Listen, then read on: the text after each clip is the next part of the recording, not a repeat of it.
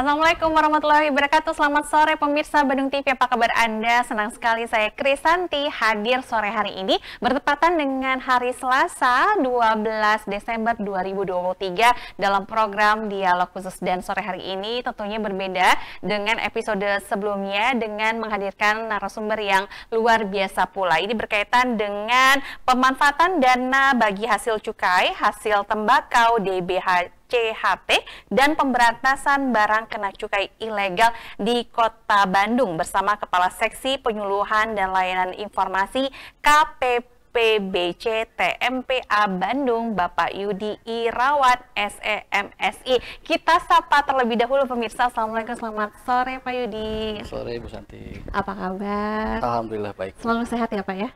Alhamdulillah. Dan pastinya bersiap untuk memberikan banyak informasi untuk Anda pemirsa Bandung TV sampai dengan 60 menit ke depan. Nah pemirsa, pasti Anda kenal dengan yang namanya bea cukai, cukai rokok, dan lain sebagainya. Nah sebelum kita mendalami istilah-istilah yang lain berhubungan dengan tembakau dan teman-temannya, saya pengen tahu dulu nih dari perspektif dari Pak Yudi selaku orang yang kenal sekali dengan perbea cukaian, ini seperti apa sih dunia bea cukai di Indonesia dan apa saja job desk, kemudian tupoksi dari bea cukai khususnya di Kota Bandung. Pak Yudi, mangga.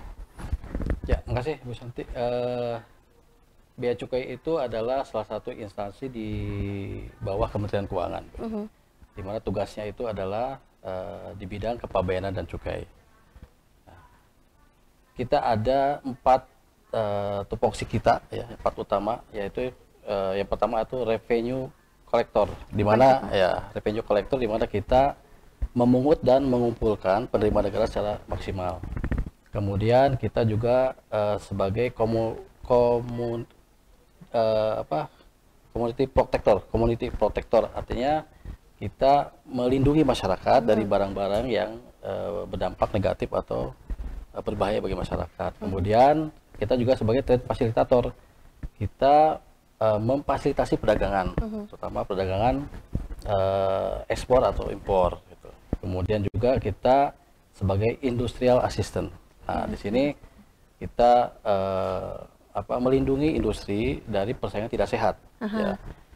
Dari barang-barang yang sejenis yang dari luar negeri. Nah, kita lindungi industri lokal dari barang-barang yang datang dari luar negeri. Sejauh ini awareness masyarakat Kota Bandung khususnya Pak berbicara mengenai tadi ada 4 tugas pokok yang memang dilaksanakan oleh bea cukai.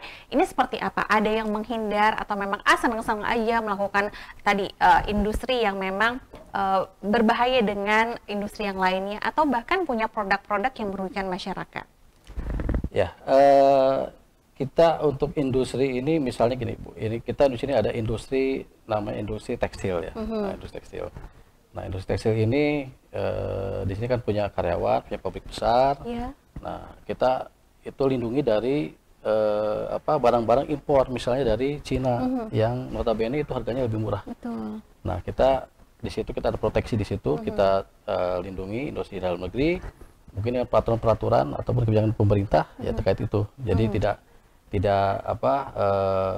barang itu tidak asal masuk saja. Nah, itu yang kita imbangkan dengan tentu ada aturan tersendiri, ada juga pungutan bea masuknya di situ.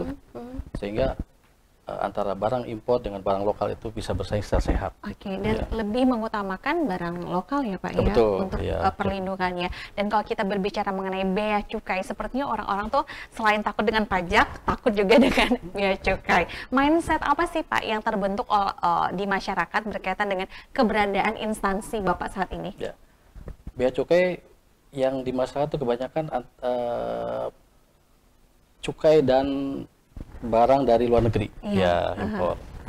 Kalau cukai itu kan cukai rokok ya, sekarang banyak ya, cukai rokok. Kemudian kalau barang dari luar negeri itu teman-teman yang istilahnya datang dari luar negeri, ya, itu kan bawa barang. Nah, itu berhubungan dengan kami di bandara atau di pelabuhan. Nah, ini mindset dari masyarakat itu bawa barang kok harus bayar, kan barang saya sendiri dari luar. Nah, itu kita dari tadi ya, dari yang saya sampaikan itu ya, kita sebagai commodity protector juga gitu. Dia tidak asal membuat dari luar negeri dibebaskan, tidak. Itu ada aturan-aturan tersendiri. Ya. Dan banyak sebenarnya kasus yang membuat kita ketakutan untuk membawa barang-barang dari luar negeri.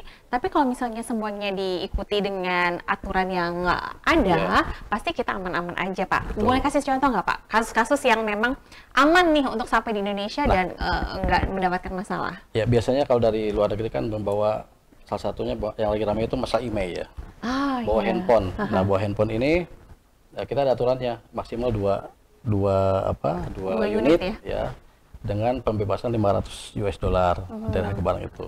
Sisanya harus bayar. Kalau misalnya satu handphone harganya 250 dolar, berarti kalau dua 500 dolar ya bebas berarti. Ya, dan itu langsung aktif emailnya dan bisa dipakai.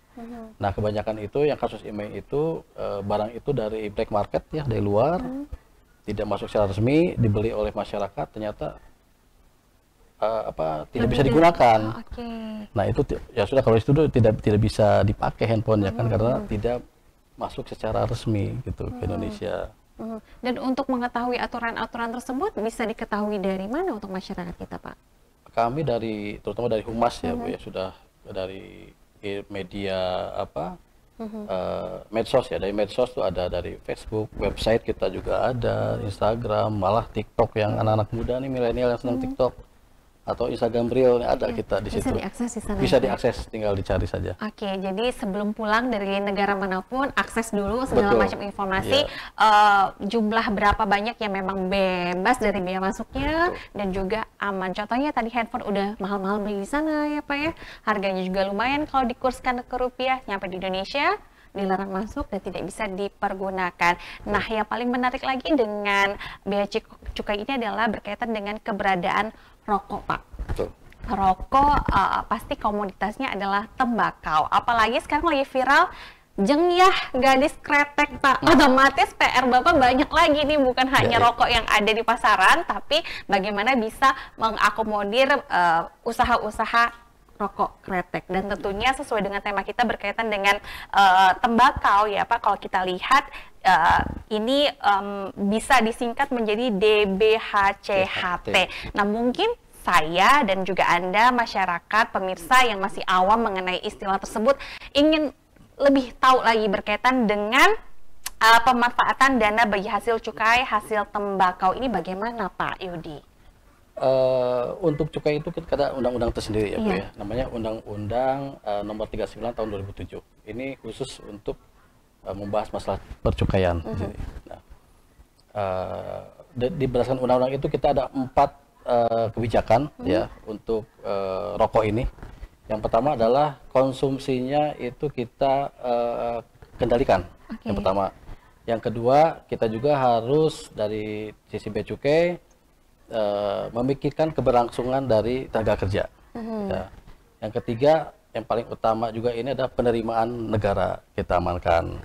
Dan yang keempat adalah penegakan atau penegakan hukum, terutama untuk pemberantasan rokok ilegal. Nah, 4 pilar inilah yang akan yang jadikan kita untuk membahas ataupun kita melakukan pengawasan dan pelayanan ataupun di bidang percukaian ini. Gitu. Kalau kita lihat dari tembakau saja sudah mengcover 4 hal ya, Pak ya, 4 pilar.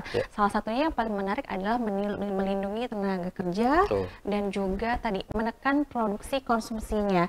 Kalau kita lihat kan saat ini kalau rokok dijual etengan berapa sih, Pak? Rp2.000 ya, Pak ya, satu batang. Dan itu pasti akan terus-menerus ada yang mengkonsumsinya. Untuk kasus ini bagaimana peranan bea cukai?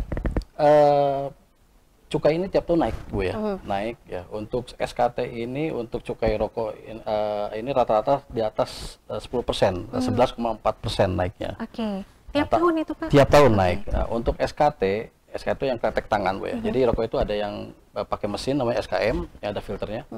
Kemudian ada SKT yang kretek, yang tanpa filter, yang ada gadis kretek itu. Nah, itu dibedakan. Nah, karena apa? Yang mesin itu dia mengolahnya pakai mesin. Sedangkan kalau yang kretek itu, yang tangan itu dia pakai tangan.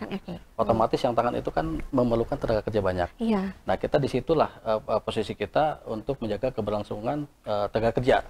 Bahkan untuk tarif cukai SKT ini naiknya hanya sebesar 3,5%. Untuk tangan ya Pak ya? Ya, untuk tangan. Ya. Untuk yang mesin itu naiknya 11%. Nah, berbeda. Betul, berbeda.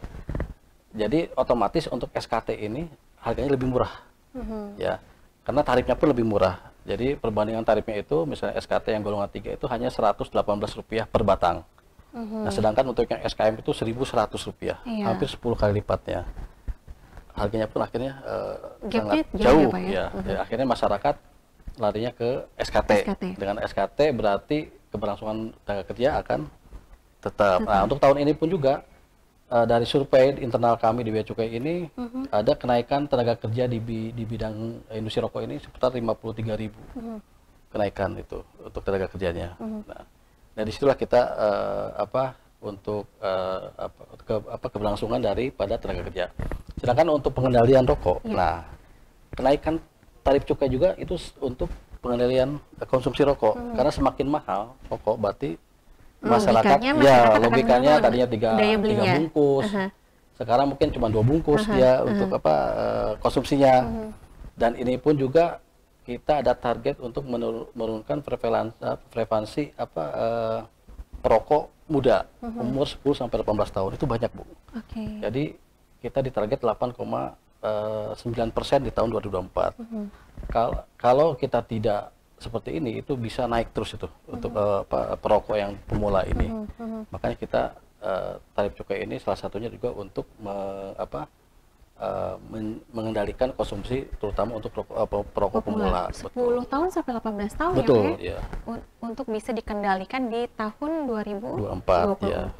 Sejauh ini targetnya sudah sampai di mana, Pak? Sejauh ini sudah tercapai ya. Tiap tahun kita di target terus, Bu ya. Target terus tercapai. Jadi untuk tahun depan itu dari sekarang pun kita udah menghitung-hitung target 8,9% ini insya Allah akan tercapai. Dan otomatis perokok pemula pun jumlahnya akan menurun. Kalaupun memang setiap tahunnya ada kenaikan cukai seperti Pak Yudi sampaikan barusan adalah tentunya harusnya logikanya adalah pengurangan konsumsi rokok. Jika konsumsi rokok itu berkurang, otomatis pendapatan negara barangkali ada kemungkinan berkurang atau tidak, Pak? Nah, untuk tahun ini perkiraan target kita dari 245,5 triliun seluruh Indonesia itu tercapai, kita perkirakan sampai akhir tahun itu 55%, ada penurunan. Karena produksi rokok pun menurun dari 285 menjadi 281 miliar batang. Untuk tahun ini ya, miliar batang, ya betul. Jadi otomatis untuk penerimaan pun ada penurunan ya untuk tahun ini, ya. Tapi tahun-tahun sebelumnya sih naik. Ya. Apa yang membedakan kenaikan dan penurunan di tahun ini, Pak? Yang membedakan karena di sini ada tren positif dari industri rokok kretek. Jadi ada yang beralih betul, Pak? Untuk kretek ini ada kenaikan positif sebesar 25%. 24-25% kenaikan produksinya. Sedangkan untuk yang rokok mesin itu malah turun sekitar 14%. Ya, jadi otomatis karena SKT itu tarif cukainya lebih rendah, ya kan? Dia untuk penerimaan negara pun lebih rendah dibandingkan dengan SKM. Dan konsumen pun beralih ke harga yang lebih murah. Ini menjadi gambaran kita bahwa ternyata industri rokok di Indonesia tidak akan pernah mati ya Pak ya, karena selalu ada konsumennya, kemudian walaupun harga juga bervariasi, tapi tadi negara juga melindungi tenaga kerja yang ada di industri tersebut, baik tadi SKM dan juga SKT. Baik, dan pemirsa kami akan melanjutkan perbincangan kami tentunya dengan pertanyaan-pertanyaan yang lebih menarik lagi. Jadi untuk Anda tetap bersama kami dalam program Dialog Khusus. Sesaat lagi saya kembali untuk Anda.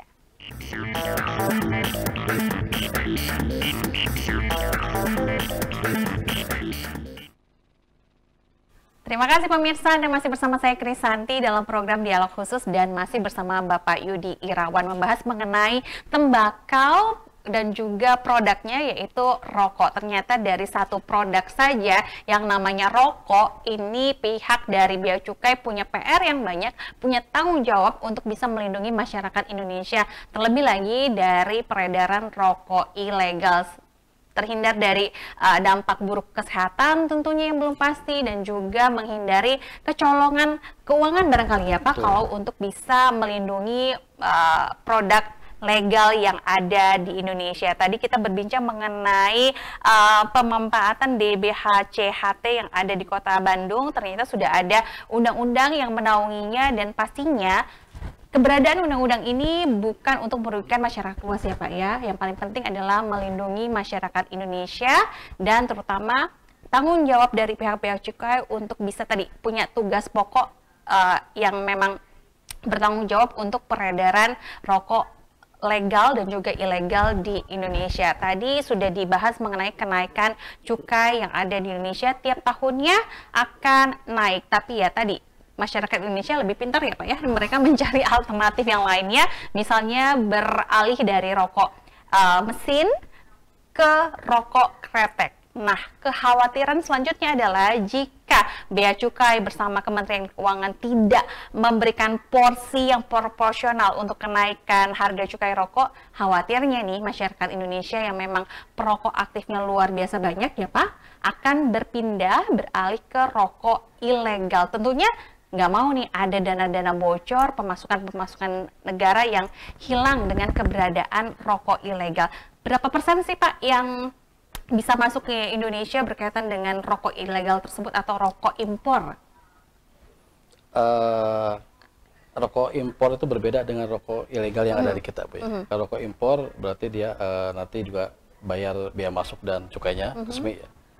Yang kita di sini yang kita awasi itu adalah rokok ilegal ya. Nah, ini terkait dengan dana DBHCHT itu ya. Jadi saya jelaskan dari awal bahwa misalnya kalau ada pemirsa nih yang membeli rokok, ya misalnya rokok SKM, nah itu ada tarifnya di situ. Itu hampir 70% harga rokok itu adalah cukai. 70%-nya? Iya, cukai dan pajaknya gitu. Jadi harga rokoknya paling 30% untuk yang SKM, Bu ya. Nah, kemana itu cukainya? Ya, cukainya itu disetorkan oleh pabrik penghasil rokok itu ke kas negara. Ya, nah di kas negara ini jadi APBN. Di APBN ini nanti buat pembangunan ya, infrastruktur, atau pendidikan, sosial dan lain sebagainya, kesehatan itu. Nah, sebagian dana itu ada namanya dana bagi hasil. Dana bagi hasil, salah satu dana bagi hasil itu adalah dana bagi hasil cukai hasil tembakau. Nah, ini diberikan kepada Pemprov atau Pemda yang daerah yang menghasilkan tembakau dan rokok. Nah, untuk Jawa Barat sendiri ini di sini untuk DBH ini ada mendapat 609 miliar Jawa Barat dana itu. Untuk khusus untuk dari Kota Bandung ini mendapat 8,1 miliar. Nah, dana ini buat apa? Ada porsi-porsinya sesuai dengan PMK 251 gitu kan, ada aturannya.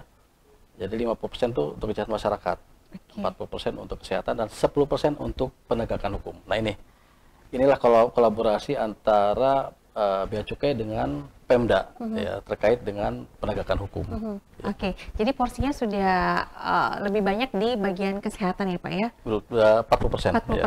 Dan selebihnya juga tadi ada hukum dan juga kesehatan masyarakat. Ya. Kalau kita lihat ternyata di samping merusak kesehatan begitu ya Pak, rokok keberadaannya, tapi juga membantu untuk pemeliharaan kesehatan masyarakat. Di Kota Bandung sendiri sudah dialokasikan berapa banyak dan persentasenya bagaimana Pak? Berhubung akhir tahun ini Pak. Ya, jadi kalau secara globalnya itu Kota Bandung ini dapat 2023 ini dapat alokasi dana DBHCHT itu 8,1 miliar. Dari situ untuk penegakan hukumnya 10% berarti sekitar 810 juta. Nah, ini untuk apa nih penegakan hukum ini? Ya kan, yang pertama itu adalah untuk sosialisasi. Kemudian dan untuk operasi bersama dengan Bea Cukai dan Pemda. Sosialisasi yang kita lakukan di Kota Bandung ini dalam tahun 2003 ini salah tiganya itu ada kita sudah mengadakan sosialisasi ke masyarakat umum, kemudian ke mahasiswa dan juga ke stakeholder yang memang di industri ataupun industri yang menghasilkan cukai, ya rokok ataupun vapela sejenisnya. Kalau Kota Bandung kan kita kalau tidak salah tidak punya tembakau gitu. Betul, ya, penghasil tembakau. Bagaimana bisa Kota Bandung mendapatkan alokasi tersebut, Pak? Nah, ini kan dari provinsi ya dilihatnya. Nanti dari provinsi ini yang terbesar itu yang ada penghasil tembakau itu dapat porsi yang besar. Tapi untuk yang lainnya itu dibagi rata. Sesuai dengan kebutuhannya. Iya, dibagi rata sama Pemprov gitu. Sama Pemprovnya. Ya.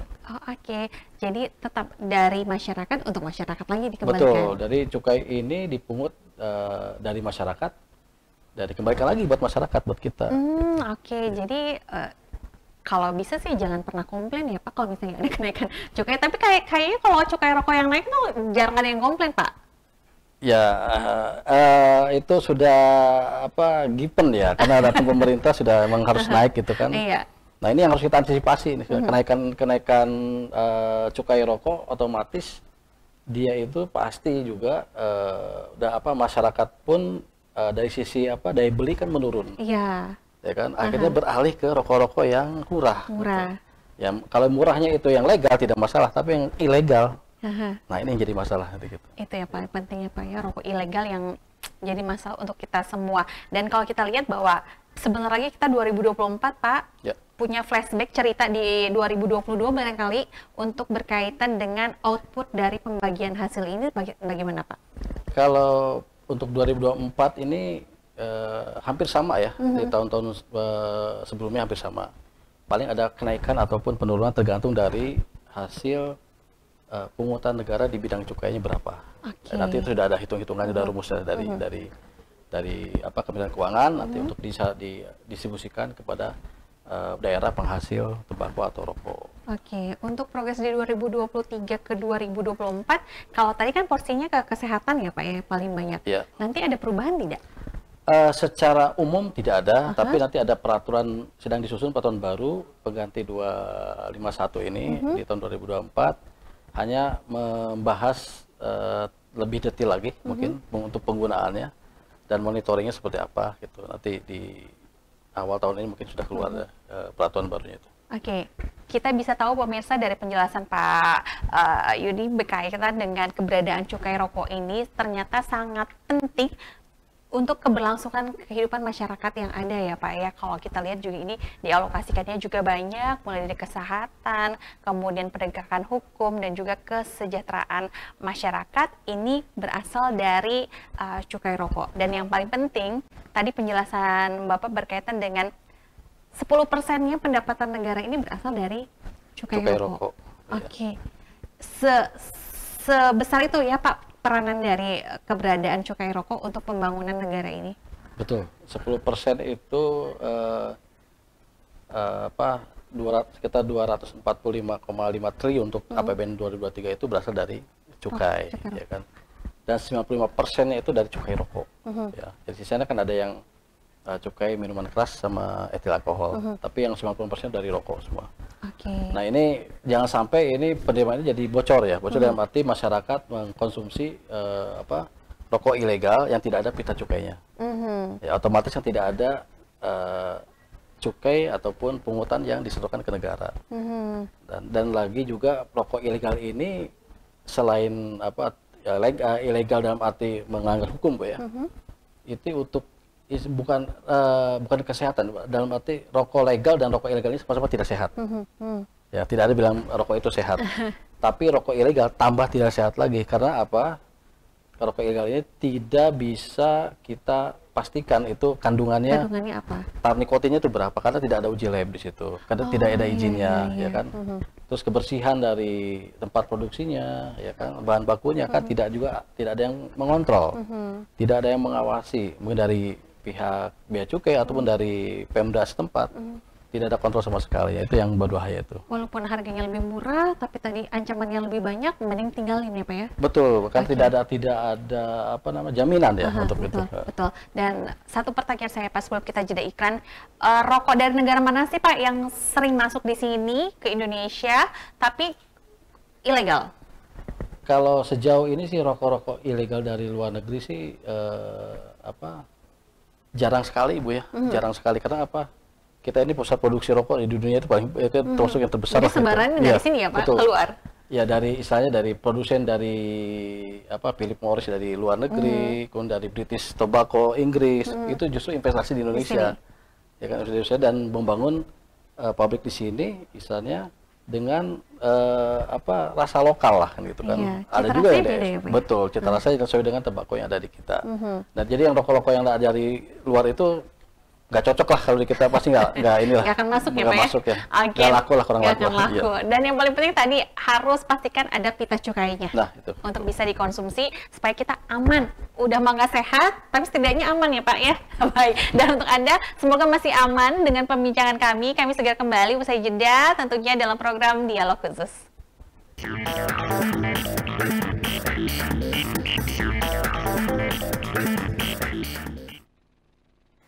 Terima kasih pemirsa, tadi kita sudah mendengarkan penjelasan berkaitan dengan gambaran keberadaan industri rokok di Indonesia. Dan yang paling penting ternyata industri rokok Indonesia memiliki peranan luar biasa untuk pendapatan negara. Dan jangan khawatir bahwa bagi hasil tembakau tersebut dikembalikan kepada masyarakat dengan porsi yang paling tepat. Dan kemudian yang menjadi pertanyaan kita berikutnya adalah jika kita menemukan rokok ilegal, barang-barang ilegal yang lainnya, tindakan apa yang dilakukan oleh pihak kepolisian bersama Bea Cukai? Tentunya harus ada sinergitas ya Pak ya, entah itu pemusnahan, entah itu operasi pasar. Nah, yang ingin saya tanyakan kepada Bapak adalah berkaitan dengan kerjasama yang memang sudah dilaksanakan oleh Bea Cukai dengan banyaknya instansi untuk tadi mendukung job desk yang dimiliki oleh Bea Cukai. Silakan Pak. Jadi rokok ilegal itu suatu keniscayaan Bu ya, pasti ada, karena tadi ada pasar gitu ya? Ada permintaan, terutama kan ada permintaan, pasti ada pasarnya. Iya. Ya, tempat kenaikan cukai rokok yang tinggi, akhirnya masyarakat beralih ke yang murah dan murah yang ke ilegal lagi kan itu. Nah, fungsi dari dana DBHCHT ini, dana bagi hasil cukai tembakau ini, adalah salah satunya itu 10% untuk penegakan hukum. Ya. Penegakan hukum di mana itu dari dana itulah kita kolaborasi antara pemerintah daerah dengan Bea Cukai, kita kolaborasi untuk memberantas rokok ilegal ini. Bagaimana caranya? Ya, yang pertama adalah dengan sosialisasi. Sosialisasi itu kita memberikan edukasi kepada masyarakat, ya. Masyarakat umum atau pelaku usaha, warung-warung gitu kan, ataupun dari teman-teman dari masyarakat dari kampus, dengan mahasiswa dan lain, atau dengan juga aparat penegak hukum juga. Nah, sosialisasi ini diperlukan ya istilahnya agar masyarakat itu teredukasi bahwa rokok ilegal itu berbahaya. Selain merugikan negara juga berbahaya. Nah, kalau masyarakat sudah mempunyai pemahaman bahwa rokok ilegal ini berbahaya dan jangan dibeli, saya kira pasar berapapun agak akan terserap. Otomatis kan yang jual rokok ilegal pun tidak dibeli, tidak ada gitu. Tapi itu kan susah ya. Nah, makanya kita terus-terusan setiap sepanjang tahun ini kita dengan Pemda, dengan Pemkot Bandung ini kita kerjasama sosialisasi ke masyarakat, ke kecamatan, ke kelurahan, kita adakan sosialisasi. Ya. Kemudian yang kedua adalah dengan operasi bersama. Operasi bersama istilahnya kayak ngeronda lah gitu. Kalau misalnya kita patroli gitu. Istilahnya kalau misalnya saya ibaratkan gini, kalau misalnya di kampung ataupun di komplek ya, tidak ada yang ngeronda misalnya, atau tidak ada keamanan gitu yang keliling, itu rawan. Bebas merdeka. Bebas, ya, betul. Ya, makanya kalau sama dengan rokok ilegal, kalaupun kita tidak awasi, tidak melakukan patroli atau operasi bersama dengan Pemkot Bandung ini, ya itu pasti lebih marak. Tapi kalau kita sisir terus, kita lakukan operasi, ya, atau mereka juga akhirnya sembunyi-sembunyi kan itu, tidak terang-terangan, ruang gerak jadi terbatas. Nah, dari situlah kolaborasi itu sangat penting. Nah, untuk tahun 2023 ini kita melakukan 8 kali operasi bersama dengan Pemkot Bandung dengan hasil 2,4 juta batang kita sita ya. Itu kategori cukup banyak ya Pak? Betul, 2,4 juta batangnya cukup banyak ya untuk di Kota Bandung ini, karena di sini kan tidak ada produksi ya, tapi kan dari luar. Nah, ini yang menarik di sini adalah sekarang mengirimnya itu tidak manual, rata dengan ekspedisi, Oke. jasa titipan. Nah, kita pun bekerja sama dengan jasa titipan dan ekspedisi. Kita kerjasama. Kalau misalnya di situ ada terlihat ada rokok di situ di paketnya, ya kita periksa itu rokok legal atau ilegal, gitu. Ya, nah kita pun dapat informasi juga dari masyarakat, ya kan, ya lewat JNT atau JNE itu yang menginformasikan bahwa di sini ada pengiriman rokok ilegal. Ya kita sita itu juga. Berarti Bea Cukai juga melakukan pendekatan ya Pak terhadap pihak-pihak terkait yang memang bisa membantu kinerja dari Bea Cukai untuk bisa tadi mengendalikan peredaran rokok ilegal. Betul, iya. Jadi yang stakeholder yang berhubungan dengan distribusi dari rokok ilegal ini, ya kita lakukan kerjasama. Apalagi sekarang kan marak penjualan rokok ilegal itu lewat e-commerce, ya kan, lewat online gitu. Nah itu bagaimana Pak? Nah itu pun sama ya, kita juga kerjasama dengan kita melakukan namanya cyber crawling. Oke. Nah kalau ini ada lagi istilahnya cyber patroli lah, patroli cyber gitu. Tapi kita namanya cyber crawling. Kita mengumpulkan informasi yang ada di di media sosial ataupun ada yang di jagat internet ini gitu kan. Nah kita kumpulkan informasi itu sampai kita ketemu siapa penjualnya, apa diproduksi di mana, ya kan, siapa nanti penerimanya itu kita lakukan patroli terus menerus di situ juga. Setelah ditemukan barang ilegalnya, pengirimnya siapa, penerimanya siapa, step berikutnya apa Pak? Langsung diserahkan kepada pihak berwajib atau seperti apa? Nah kalau di cukai ini namanya untuk penindakan itu kan dari Bea Cukai Bu ya. Jadi pada saat kita misalnya operasi bersama dengan Pemkot Bandung, kita temukan penjualnya, ya kita pertama kita tarik gitunya barangnya kan bersama penjualnya. Kita tarik ke kantor, kita periksa, ya kan, kalau memang terbukti bahwa dia menjual ya rokok ilegal itu sesuai dengan pasal di Undang-Undang Nomor 39 itu dikenakan pidana 1 kali. Maaf, 1 tahun sampai dengan 10 tahun maksimal. Oke. Ya. Berapapun itu jumlah yang dia miliki. Betul, setelah undang-undang berapapun jumlah yang dimiliki, yang barang siapa yang menyerahkan, menjual atau menyimpan barang kena cukai ilegal, rokok ilegal itu dikenakan sanksi pidana. Oke. Ya. Untuk pembeli atau penerimanya?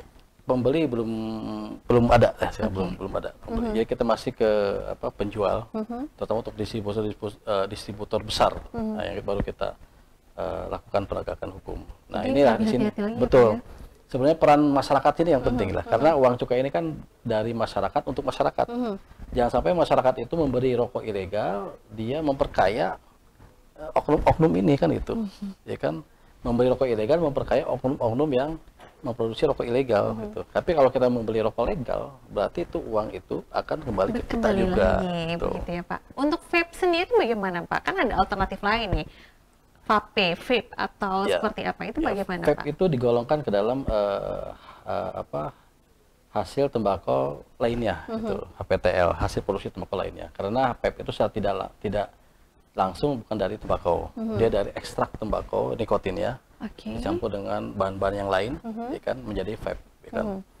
Jadi itu untuk yang dana bagi hasil tembakau ini, dia vape tidak masuk di situ, karena dia bukan dari tembakau langsung. Jadi yang memang kalau kita bisa bilang komoditasnya tidak sebesar tembakau, memang berbeda penghitungannya begitu? Betul, penghitungan berbeda. Rel itu kalau pemirsa lihat itu bahwa 1 mili itu cukainya itu Rp532. Jadi kalau 60 mili yang pemirsa suka beli itu di pasaran itu, berarti cukainya saja itu udah 30.000. 30.000 cukainya saja. Betul. Sementara kalau untuk rokok 70%-nya adalah cukai untuk SKM Bu ya. SKM ya. Oke. Banyak sekali di sana ya Pak ya faktor-faktor yang mendukung industri rokok tersebut, apalagi tadi kalau kita berbicara mengenai tenaga kerja. Betul. Kemudian juga pasti kalau banyak pihak yang memang udah tutup aja pabrik rokoknya, banyak PR yang harus dikerjakan. Itu kalau saya dengarkan dari penjelasan Pak Yudi barusan adalah banyak sekali orang yang akan menggantungkan kehidupannya di industri rokok. Betul. Mau jenis apapun itu, tapi tidak dengan rokok ilegal. Betul, ya Pak ya. Dan kalau kita lihat juga Bea Cukai untuk bisa melaksanakan 4 pilarnya tersebut menjadi tanggung jawab dari Bea Cukai adalah tidak bisa berdiri sendiri, harus ada stakeholder yang lainnya yang membantu kinerja dari Bea Cukai, termasuk ekspedisi apa ya yang Betul. Memang menjadi apa kalau kita bilang Jalur alternatif distribusi, jalur ya. tikus Ya, gitu ya, tikus. yang dimanfaatkan oleh orang-orang yang tidak bertanggung jawab. Tapi jangan khawatir, Bea Cukai sudah punya nih stakeholder yang bisa membantu dengan hal tersebut. Lalu bagaimana stakeholder pemerintah yang lainnya, Pak Yudi, berkaitan dengan tadi membantu kinerja dari Bea Cukai sendiri? Dari Pemkot Bandung supportnya bagaimana? Dari pihak kepolisian juga bagaimana? Ya, tentu ya dengan adanya DBHCHT ini support dari Pemkot Bandung sangat luar biasa ya. Itu tadi yang hasil kita selama 2023 ini kita menegah 2,4 juta batang rokok itu, ya kan. Kemudian boleh dilihat lah kalau di Kota Bandung ini mungkin kita susah untuk mendapatkan rokok ilegal ya, rokok ilegal susah. Kalaupun ada mungkin sembunyi-sembunyi. Nah, disinilah peran masyarakat ya atau masyarakat umum ya, di sini peran masyarakat harus ada di sini kan itu. Karena apa? Dari peran masyarakat inilah kita sebenarnya punya dapat informasi ya, di mana ada peredaran rokok ilegal ya. Bisa diinformasikan ke kami langsung ke Bea Cukai, ada di WhatsApp-nya ada, di website kami juga ada. Kemudian juga di saluran informasi langsung ke Pemkot Bandung juga bisa dengan Satpol PP di sana nanti. Identitas kita yang melaporkan terjamin, Pak? Sangat terjamin ya, karena apa? Dengan undang-undang ya, untuk pelapor itu sangat dijamin ya, dijamin kerahasiaannya. Kalaupun misalnya sampai bocor ya, itu kami yang kena sanksi nantinya kan itu. Karena tidak ada publikasi ataupun identitas pelapor. Jadi bisa laporan ke kami, nanti kami bergerak bersama-sama dengan Pemkot Bandung, kita akan bergerak ke lokasi yang ada menjual rokok ilegal, dan kita langsung tindak di sana. Pergerakan tersebut ada pemantauan terlebih dahulu atau kalau pihak kepolisian kan ada polisi yang berakting sebagai pegawai apa, mengamati. Kalau dari pihak Bea Cukai sendiri bagaimana, Pak? Sudah pasti itu ada ya. Oh, ada ya, sudah pasti ada ya. Jadi sudah ada yang prosedurnya. Teman-teman di luar tuh sudah ada yang bergerak di sana gitu kan. Istilah umumnya tuh intelijen lah, intelnya ada di sana gitu. Jadi karena sebelum bergerak pun kami ada namanya kegiatan pool info atau pengumpulan informasi. Pool info ini bisa dapat dari masyarakat atau dari teman-teman Satpol PP dari Pemkot Bandung yang dilaporkan ke aplikasi Sirolek namanya. Sirolek, sistem rokok ilegal, pelaporan rokok ilegal. Nah, di situ berdasarkan aplikasi itulah laporan itu kami bersama-sama akan bergerak. Jadi semua serba digital lah. Jadi silent aja tanpa ada action ya, Pak. Betul, ya. Jadi untuk Anda yang memang punya kekhawatiran dengan peredaran rokok ilegal, apalagi Anda sayang dengan negara ini ya, Pak ya, dengan pendapatan yang harusnya diterima lebih besar, tapi dengan keberadaan rokok ilegal ini jadinya hilang, Anda bisa menghubungi Bea Cukai Kota Bandung, Satpol PP ataupun Pemkot untuk bisa melaporkannya. Dan ada aplikasinya Sirolek untuk bisa melaporkan hal tersebut. Jangan khawatir, identitas Anda terjamin, dan kemudian nanti dari Bea Cukai yang akan menindaklanjuti laporan dari Anda. Dan semakin menarik saja perbincangan kita hari ini, pemirsa, dan masih ada bahasan yang lainnya lagi. Usai jeda kami kembali tentunya dalam program Dialog Khusus.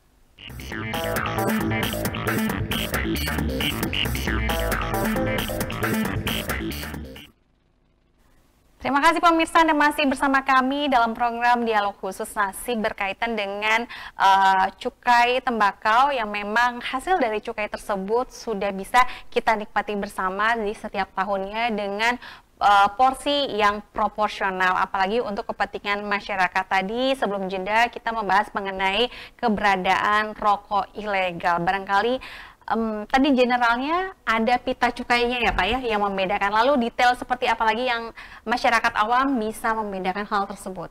Ya.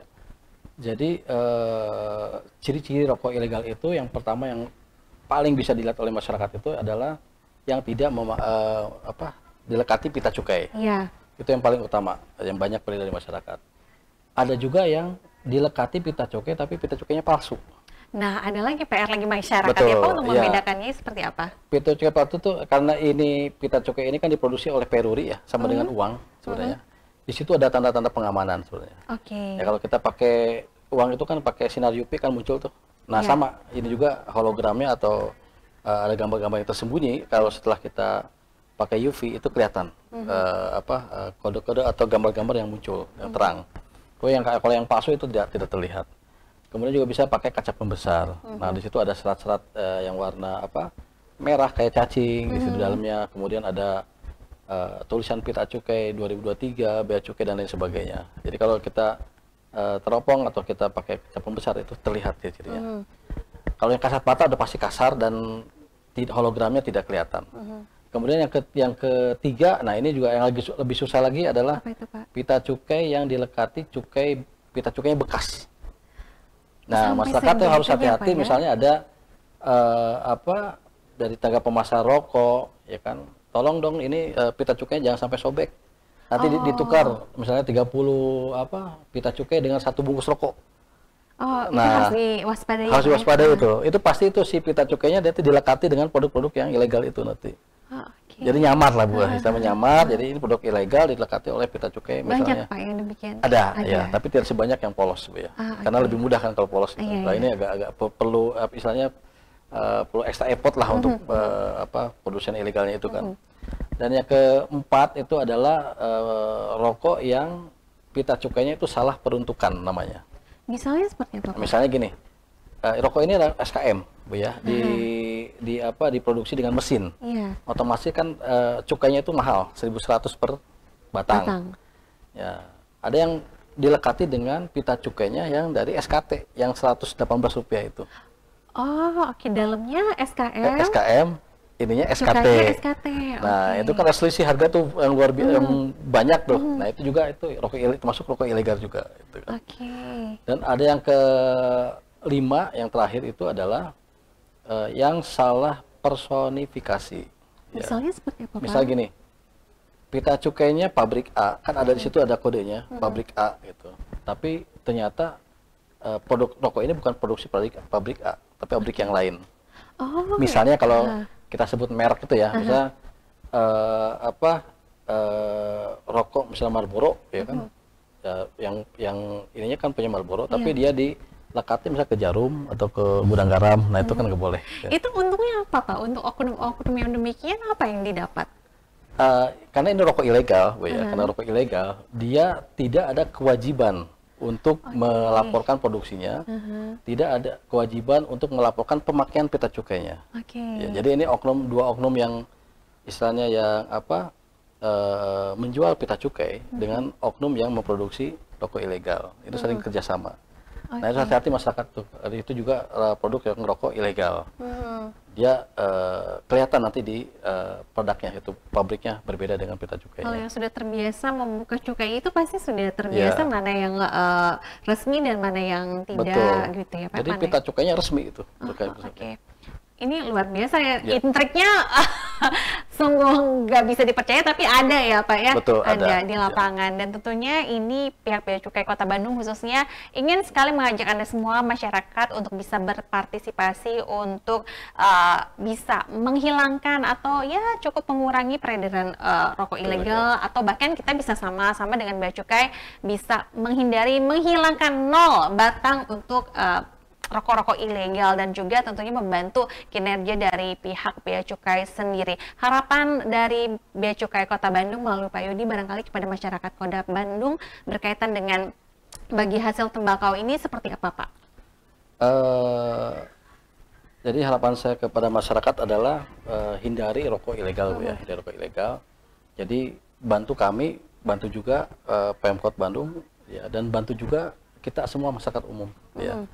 Karena rokok ini pertama tidak sehat, apalagi yang ilegal, sangat tidak sehat, dan tidak ada penerimaan buat negara yang dimana tadi dialokasikan 40% buat cukai itu buat kesehatan, ya kan, kemudian buat kegiatan masyarakat seperti BLT, bantuan sosial dan lain sebagainya, dan untuk penegakan hukum. Ya. Nah, ini peran serta masyarakat, ya, kami menginginkan lebih aktif lagi, ya, apabila di lingkungannya ada yang menjual rokok ilegal, tolong diedukasi, tolong diperingatkan bahwa itu tidak baik buat kesehatan dan buat negara juga, buat masyarakat semua lah istilahnya. Oke, karena masyarakat mungkin belum tahu bahwa keberadaan dari rokok legal yang ada di Indonesia begitu pentingnya, dan penyerapan bagi hasilnya pun untuk masyarakat luasnya, Pak. Barangkali saya khususnya baru mengetahui bahwa ternyata bagi hasil dari cukai tembakau ini pun mengakomodir semua kepentingan masyarakat, termasuk tadi persentase yang lebih besar adalah dari segi kesehatan. Semoga dengan adanya paparan yang disampaikan oleh Bea Cukai Kota Bandung melalui Pak Yudi Irawan ini membukakan hati kita untuk tidak kreatif dalam tanda kutip gitu ya Pak, mengakali peredaran rokok yang ada di masyarakat, apalagi dengan setiap tahunnya ada kenaikan dari cukai rokok, tentunya bukan semata-mata ingin menaikkan harga jual, tapi ada niat positif di dalamnya untuk bisa dikembalikan ke masyarakat. Sebelum kita berpisah dengan pemirsa Bandung TV, Pak Yudi Irawan, kalau kita scroll media sosial banyak video yang menginformasikan bahwa kalau ketemu pegawai bea cukai itu takut gitu Pak, berlanding gitu. Ada mindset bahwa masyarakat Indonesia nanti dicek-cekin, nanti disuruh bayar. Sebenarnya apa yang terjadi fenomena ini di masyarakat untuk bisa memberikan rasa aman kepada masyarakat Indonesia? Itu kembali lagi ya Bu ya. Untuk teman-teman yang baru dari luar negeri dan berhubungan dengan kami itu istilah legal itu mudah ya, itu mudah, dan itu untuk keamanan kita bersama, untuk keamanan juga bangsa dan negara dan juga masyarakat Indonesia pada umumnya. Gitu. Jadi pemeriksaan kami di bandara itu yang baru dari datang luar negeri itu adalah kita untuk ya tadi sesuai dengan tupoksi bea cukai ya community protector. Ya, jangan sampai ada barang-barang yang berdampak negatif buat masyarakat yang masuk ke Indonesia. Ya. Dan juga kita mengamankan hak-hak negara. Untuk barang-barang tertentu, ya kita harus dikenakan untuk rasa keadilan, ya dikenakan juga pajak ataupun bea masuk, ya bea masuk yang kita pungut ya terhadap produk-produk yang dibawa dari luar negeri. Jadi pemirsa apabila berhubungan bea cukai ya nggak usah takut ya, karena istilahnya itu resmi, justru kalau tidak resmi itu yang takut. Tapi kalau resmi dari bea cukai seragam, kalaupun ada pungutan itu pasti disetorkan ke negara dan memakai billing ya, bukan rekening pribadi atau dengan cash. Pasti bayarnya dengan billing. Gitu. Jadi itu yang harus diperhatikan, bahwa kalaupun memang harus membayar karena tadi kelebihan kuota barangkali ya, kelebihan kuota yang ditagihkan adalah berupa billing, bukan nomor rekening atas nama pribadi. Dan uangnya pun masuk ke kas negara. Jadi untuk Anda pemirsa, betul yang disampaikan oleh Pak Yudi, selama itu legal pasti nyaman dan juga aman. Dan sebelum bepergian bawa oleh-oleh juga Anda harus mengecek nih berapa jumlah yang memang bisa diterima dan tanpa ada biaya tambahan begitu ya Pak ya. Dan yang paling penting, jangan sampai ketakutan duluan dan membawa barang-barang yang ilegal. Terakhir Pak, ada yang disampaikan kepada pemirsa Bandung TV berkaitan dengan keberadaan bea cukai di masyarakat? Silahkan Pak. Ya. Untuk pemirsa Bandung TV ya, saya berpesan ya hati-hati dengan penipuan atas nama bea cukai. Ya. Jadi apabila ada yang menghubungi dan terus meminta untuk membayar pajak ke rekening pribadi, itu pasti penipuan. Oknum ya, oknum. Karena apapun yang akan ditagih oleh bea cukai pasti akan nanti diserahkan atau dialamatkan ke yang bersangkutan dengan kode billing yang atas nama kas negara. Jadi kalau atas nama perseorangan udah pasti itu penipuan. Apalagi perempuan di luar sana suka tergiur dengan adanya laki-laki bule gitu Pak. Sekarang lagi marak otomotif untuk saya mengirimkan tas branded, ternyata tertahan di bandara harus mengirimkan uang segini karena sudah terpukau dengan kegantengan bule tersebut, langsung kirim. Itu juga salah ya Pak ya? Salah satu modusnya seperti itu. Oke, skimming ya Pak? Iya, betul. Oke, jadi hati-hati, sudah ada peringatan dari Pak Yudi Irawan dari pihak Bea Cukai berkaitan dengan hal tersebut. Jadi yang berhubungan dengan cukai, pajak ataupun apapun itu pungutan yang memang harus ditransferkan ke rekening pribadi, salah ya Pak ya? Salah, cross check lagi. Untuk bisa mendapatkan informasi lebih detail lagi, langsung bisa hubungi Instagram, WhatsApp, dan juga media sosial yang lainnya. Atau paling gampang, tinggal masuk ke Google, ketik Bea Cukai Kota Bandung ya Pak ya? Betul. Di sana sudah ada alamat lengkap, nomor telepon, dan yang lainnya. Terima kasih Pak Yudi Irawan sudah memberikan banyak informasi untuk kami semua di sore hari ini. Dan untuk Anda pemirsa, terima kasih sudah bersama saya sejak pukul 15 tadi. Saya Krisanti pamit dari hadapan Anda. Wassalamualaikum warahmatullahi wabarakatuh. Hatur nuhun, selamat sore. Yang